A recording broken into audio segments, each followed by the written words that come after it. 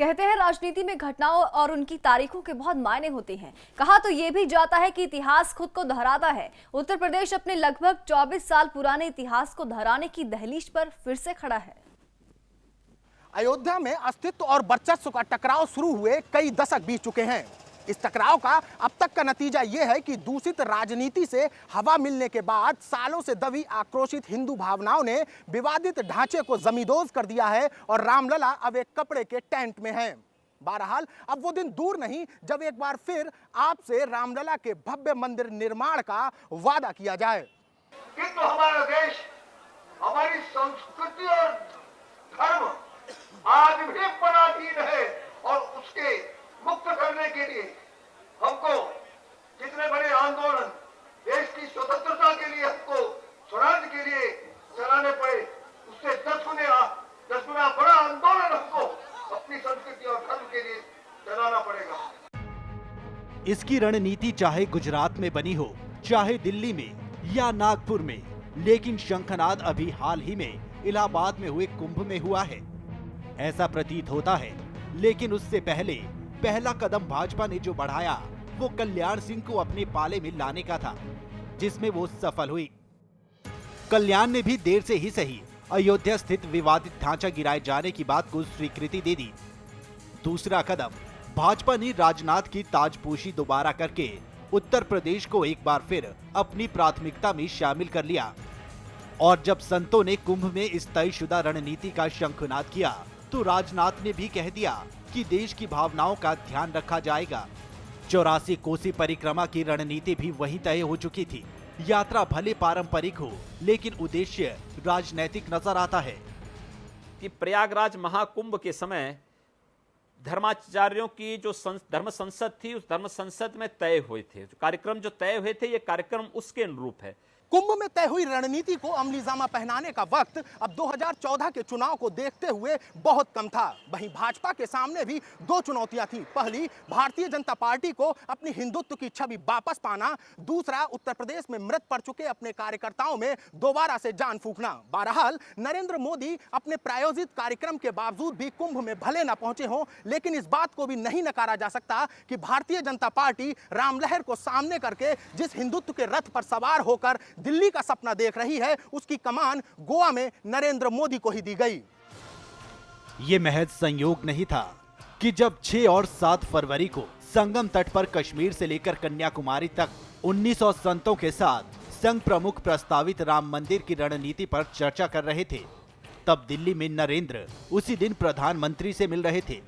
दरअसल लाल कृष्ण आडवाणी को दरकिनार कर भाजपा का ये फैसला अचानक लिया गया फैसला नहीं था।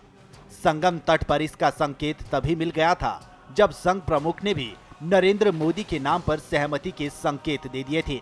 मोदी को कमान मिली चुनाव प्रचार की तो कट्टर हिंदू छवि रखने वाले अमित शाह को उत्तर प्रदेश का प्रभारी बना दिया गया। अब वक्त रणनीति पर लगातार और तेजी से काम करने का था। इस वर्चस्व और अस्तित्व की लड़ाई का वक्त और जगह दोनों तय हो चुकी थी। शुरुआत रामपुर से होनी थी। अमित शाह ने उत्तर प्रदेश में आते ही ये ऐलान कर दिया कि वो सरकार की देश विरोधी नीतियों के खिलाफ रामपुर से गिरफ्तारी देंगे। तो वहीं आजम खान ने भी ये ऐलान कर दिया कि अमित शाह को गिरफ्तार तब तक नहीं किया जाएगा जब तक वो कानून नहीं तोड़ते, और अगर उन्होंने कानून तोड़ा तो न केवल गिरफ्तारी होगी बल्कि मुकदमा भी दर्ज होगा और कानून अपना काम करेगा। बेवजह गिरफ्तार न किया जाए। देखिए, हम गिरफ्तारी देंगे, किस बात के लिए हम आपको गिरफ्तार करेंगे? आप गिरफ्तारी देंगे, क्यों देंगे आप गिरफ्तारी? भाई, आप कानून तोड़ेंगे तो आपकी गिरफ्तारी होगी, और जब आप कानून तोड़ेंगे तो कानून तोड़ने की धाराएं लगेंगी। छत्तीसगढ़ में कांग्रेस की परिवर्तन यात्रा पर नक्सली हमले के कारण भाजपा ने ये कार्यक्रम स्थगित कर दिया। दरअसल ये वक्त माकूल नहीं था।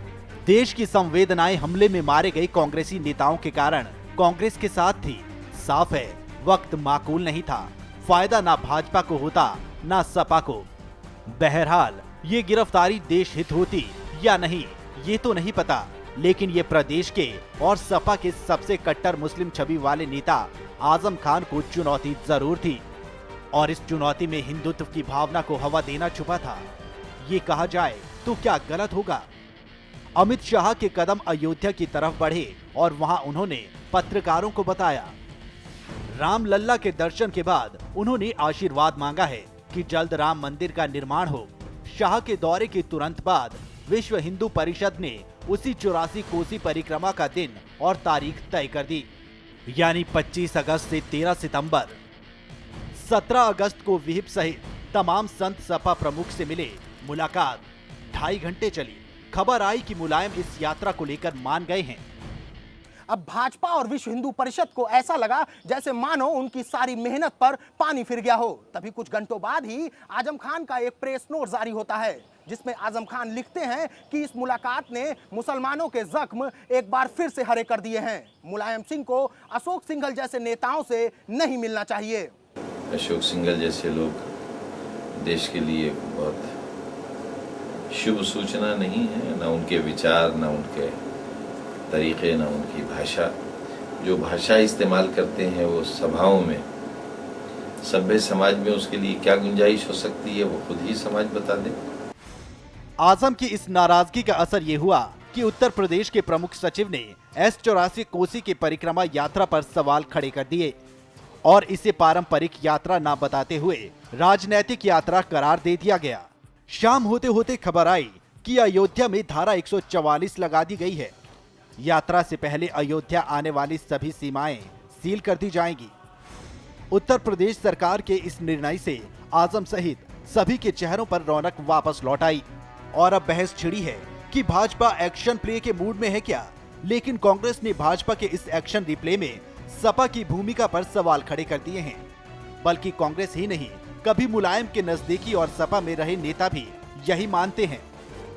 हमने तो पहले ही ये कहा था कि जब अशोक सिंघल मिले थे मुलायम सिंह जी से, तो उसी वक्त मैंने ये बात कही थी कि सतर्क रहने की जरूरत है। इन्होंने विश्व हिंदू परिषद के साथ और संघ परिवार के साथ मिली भगत की है कि तुम आंदोलन चलाओ, हम तुम्हें रोकेंगे, फायदा तुम्हारा भी होगा। राम मंदिर के नाम पर तुम हिंदुओं के वोट बटोरना, हम मुसलमानों के वोट बटोरेंगे। दरअसल भाजपा ने संकेत देने शुरू कर दिए हैं कि भाजपा 2014 का चुनाव 2007 और 2009 की तरह नहीं लड़ने जा रही है। नरेंद्र मोदी के हैदराबाद के भाषण को देखकर ऐसा लगता है कि भाजपा हर प्रदेश में अलग प्रयोग कर सकती है। बहरहाल अब देखना यह है कि 25 अगस्त से शुरू होने वाली संतों की 84 कोसी परिक्रमा यात्रा भाजपा के मिशन 2014 का अंजाम और आगाज दोनों तय करती है या नहीं। लेकिन एक बात तो तय है कि इस फिल्म के सभी पात्र तय हैं और डायरेक्टर कौन सी पार्टी के कौन कौन नेता हैं यह सोचना हम आप पर छोड़ते हैं। लेकिन हम आपको आगाह जरूर करेंगे कि जब मैं डूबा था तो किनारे खड़ी थी सारी दुनिया, हंसने वालों में मेरा मुकद्दर भी शामिल था, रो रहा था जो मेरे जनाजे से लिपट कर, कैसे कहूं वही मेरा कातिल था। कैमरामैन फैजल के साथ सौरभ उपाध्याय, समाचार प्लस, दिल्ली।